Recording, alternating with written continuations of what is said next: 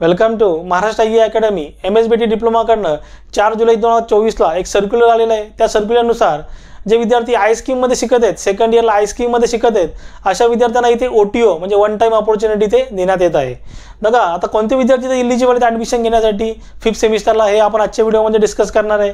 बघा MSBT diploma I scheme, आता जे विद्यार्थी सेकंड इयरला शिकत होते आणि त्यांनी 3rd सेमिस्टर आणि 4th सेमिस्टरची एक्झाम दिलेली आहे आणि त्यांचा 4th सेमिस्टरचा जो रिझल्ट आहे तो फेल किंवा LSP आलेला आहे। LSP म्हणजे लोअर सेमिस्टर पेंडिंग असा आलेला आहे। म्हणजे काय का ते विद्यार्थी इथे 5th सेमिस्टरला ॲडमिशन घेण्यासाठी इलिजिबल नाही आहेत, अशा विद्यार्थ्यांसाठी इथे OTO म्हणजे वन टाइम अपॉर्च्युनिटी इथे देण्यात आलेली आहे। बघा आता त्याच्यासाठी काय टर्म्स अँड कंडिशन आहे ते आपण आजच्या व्हिडिओमध्ये समजून घेणार आहे।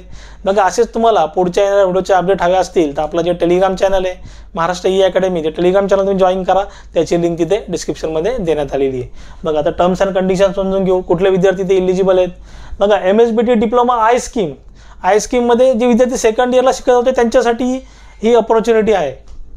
बघा I scheme 4th semester result fail किंवा LSP आला असेल, बघा जे विद्यार्थी 4th सेमिस्टरला होते त्यांनी 4th सेमिस्टरची एक्झाम दिली, त्यांचा रिझल्ट फेल किंवा लोअर सेमिस्टर पेंडिंग असा आलेला आहे, ते विद्यार्थी इथे इलिजिबल आहेत 5th सेमिस्टरला ॲडमिशन घेण्यासाठी। आता बघा 5th सेमिस्टरला तुम्हाला ॲडमिशन दिली गेली आणि तुम्हाला जे टर्मवर्क होतं, जे जर्नल होतं, जे प्रोजेक्ट वर्क होतं तुम्ही कंप्लीट केलं नाही तर तुम्हाला तिथे डिटेन करण्यात येईल। लक्षात घ्या, तुम्हाला 5th सेमिस्टर ॲडमिशन दिलं गेलं आणि तुम्ही तिथे जे टर्मवर्क होतं, प्रोजेक्ट वर्क होतं ते कंप्लीट केलं नाही तर तुम्हाला तिथे डिटेन करण्यात येईल, म्हणजे तुम्हाला तिथे बाद करण्यात येईल।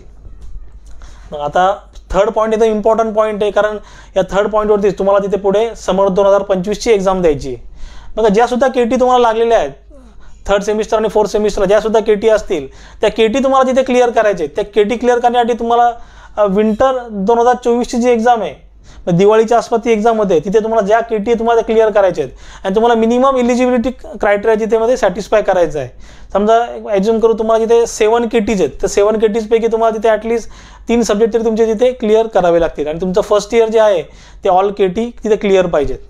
बघा विंटर 2024ला तुम्ही 3rd सेमिस्टर आणि 4th सेमिस्टरची एक्झाम द्याल किंवा अजून तुमचे काय बॅकलॉग असेल त्याची एक्झाम द्याल, त्यावेळेस तुम्ही 5th सेमिस्टरची एक्झाम देणार नाही आणि तुम्ही समजा इलिजिबल झाले, तुम्ही नंबर ऑफ KT तुमच्या तिथे क्लिअर केल्या आणि तुम्ही तिथे इलिजिबल झाले, तर समर 2025ला म्हणजे एप्रिल-मेच्या आसपास ती एक्झाम होते, तिथे तुम्ही 5th सेमिस्टर आणि 6th सेमिस्टरची एक्झाम एकत्र तिथे द्याल। बघा समर 2025ला 5th सेमिस्टर आणि 6th सेमिस्टरची एक्झाम तिथे तुम्ही एकत्र द्याल।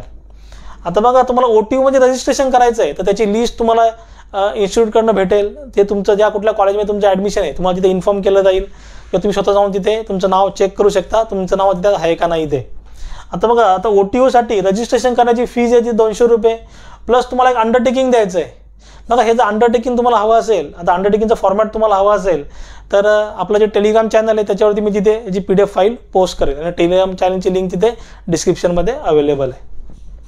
आता बघा 5th सेमिस्टरला तुम्ही जे काही टर्मवर्क कंप्लीट कराल, जनरल ड्रॉइंग शीट्स जे काय असेल ते कंप्लीट कराल, ते तुम्हाला तिथे जपून ठेवायचं आहे, कारण जेव्हा तुम्ही इलिजिबल व्हाल, ज्या नंबर ऑफ KT क्लिअर करून जेव्हा तुम्ही इलिजिबल व्हाल तेव्हा तुम्हाला एक्झाम द्यायची आहे 5th सेमिस्टरची आणि 6th सेमिस्टरची, त्यावेळेस तुमचं टर्मवर्कचं तिथे लागेल तुम्हाला। त्यावेळेस जे काही तुम्ही टर्मवर्क कराल ते तुम्हाला तिथे जपून ठेवायची, ही जिम्मेदारी इथे विद्यार्थ्यांची आहे। बघा आता if eligible then apply for the exam, जेव्हा तुम्ही इलिजिबल व्हाल म्हणजे मिनिमम KTच्या क्रायटेरियामध्ये तुम्ही याल तेव्हा तुम्हाला तिथे 2025ची एक्झाम देण्यासाठी तुम्ही तिथे इलिजिबल असणार। मग लक्षात घ्या, अशा प्रकारे काही टर्म्स अँड कंडिशन आहेत। याच्यामध्ये अजून काय डाऊट असेल तुम्ही जरूर मला कमेंटमध्ये विचारू शकता आणि मी सांगितलेलं समजलं असेल तर चॅनलला लाईक शेअर सबस्क्राईब करा, साईडला जे बेल आयकॉन बटन आहे ते प्रेस करा, म्हणजे माझ्या पुढच्या येणाऱ्या व्हिडिओची नोटिफिकेशन तुम्हाला सर्वात पहिले भेटेल। थँक्यू।